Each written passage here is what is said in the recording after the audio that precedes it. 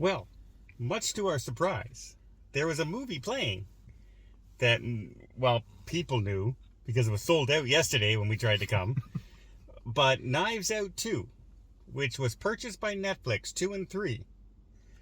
The Rian Johnson film. And the sequel and sequels will be, like part 2 and part 3, sort of, is one theater in Ottawa. In any of our area. People drove in from Cornwall. We were sitting beside them, which is a good hour drive from here to be able to see this movie because it's not playing anywhere else. Yeah, we came to the movies yesterday and all the stuff was sold out, and we had to come back today on a Sunday, which sucked because for me it's a 25-minute drive. For me, it's an hour drive, pretty much, or very close to it. So yeah. But Knives Out, was it worth the drive? There was no story. This was garbage. Well, no, it wasn't garbage. It was very frustrating though. It was a well-made bad movie. They were really dumb. Yeah. Like, I don't understand that whole writing. I think this is a fail, and I think it's going to be canceled. Just went on and on, it seemed to me, and I didn't laugh at all. It's terrible. It wasn't good at all. But, like, I thought this was, it was not a great movie. But don't watch it again. Mark and Don don't approve. I will explain why, though. I can explain why I don't approve. They're not funny.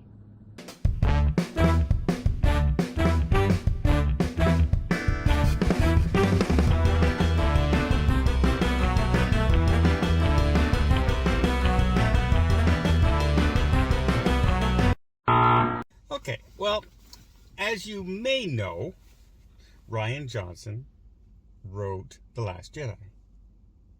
And I am an avid believer that he should have been shot.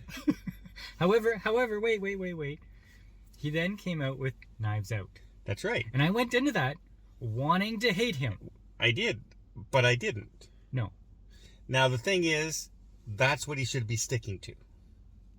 He should be sticking to these kind of films, not sequels and things like that, where he doesn't know what he's doing.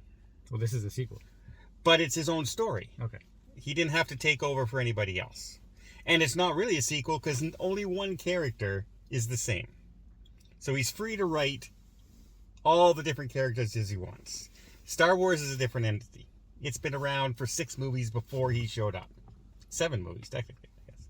But this is his forte, I think. Because I enjoyed this movie as well. Okay. So, Daniel Craig as Benoit Blanc. Benoit Blanc. We had to look that up because we keep forgetting. We walked right out of the theater and couldn't remember the detective's name.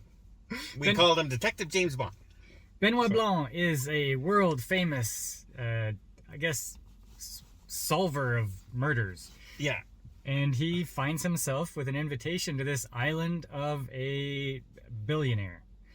And along with a bunch of elites. Yeah, of some kind of, he's a billionaire of some company that they don't really explain what he did. Yeah, well, except we could give you the little clues and stuff, but we want you to be able to watch the movie without any spoilers.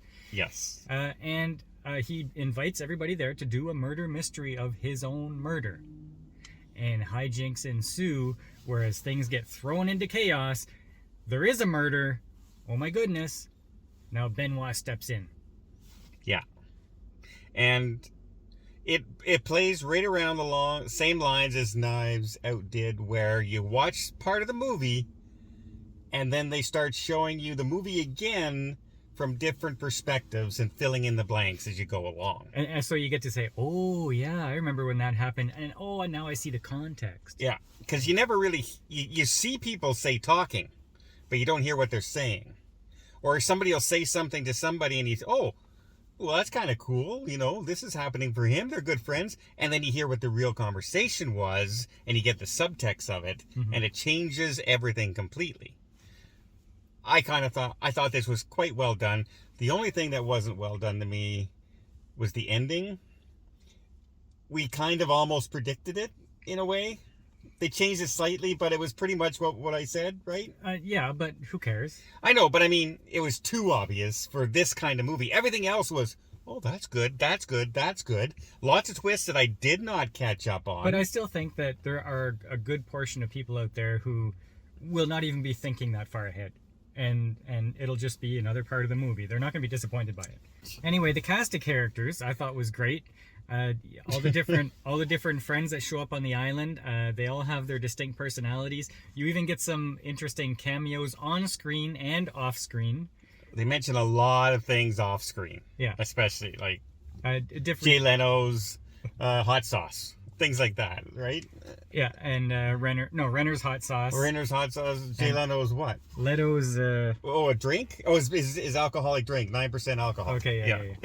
Anyway, and his buddy in his apartment back home, Hugh Grant. Hugh Grant Yeah, is his appearance. buddy. Serena Williams, the tennis star, makes an appearance. Lots of appearances. Lots of people pop in. So that was fun. Daniel Craig was awesome in the role again. He's just this really smart, down to earth.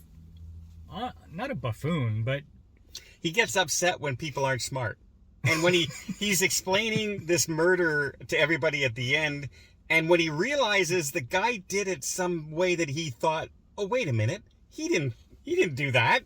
He gets mad because he says the guy's a total idiot, and we all thought he was this big genius. yeah. So he goes through the story. It's a big reclamation of all the different things that the guy did wrong, and you'll know what I mean when you see it. Yeah. Now, if you don't want to pay for it in the theater, or you can't find it in the theater like we can, it is supposed to hit Netflix next month. I think just in time for Christmas, or shortly after. And yes, I would say this is definitely worth a watch. Yeah, which is amazing because it's November, Yeah. and we've just gone through a whole period of crap. Crap movies or so-so movies. Yeah. This was it got long, It did. but it was still an enjoyable long. Like, I was still enjoying what was happening on the screen, even though I was sitting in a recliner and I was all comfortable. Very, very comfortable. And seats. it's like a 2 hour and 20-minute movie, and I'm okay. This is a long part, but I'm still interested. Yeah, I hardly got any sleep last night, and I was like drifting off into the chair, forcing myself to not because the movie was boring, just because I was tired. And I was a little upset with myself for that, but I did not fall asleep, and I caught everything. And yeah, I have to give it a recommendation, but what are you going to give it out of 10? I'll give it a 7. I'll even go an 8. An 8. Yep, you know, An 8 for me is a must-see. I think this is a must-see for people who like this kind of film, for sure. Well, If you're into detective stuff and murder mysteries, if you're only talking about whodunits, then sure, an 8. okay, well, put it this way. After a lot of the crap we've just seen, including Strange World, which we just saw in the theater, this is way above that. Mm-hmm. As far as storytelling, characters, and writing is Yeah, concerned. it's a good, fun time. Rian Johnson, I'm giving you credit, buddy. Just stay away from Star Wars, please. And keep writing more stories and more scripts like this.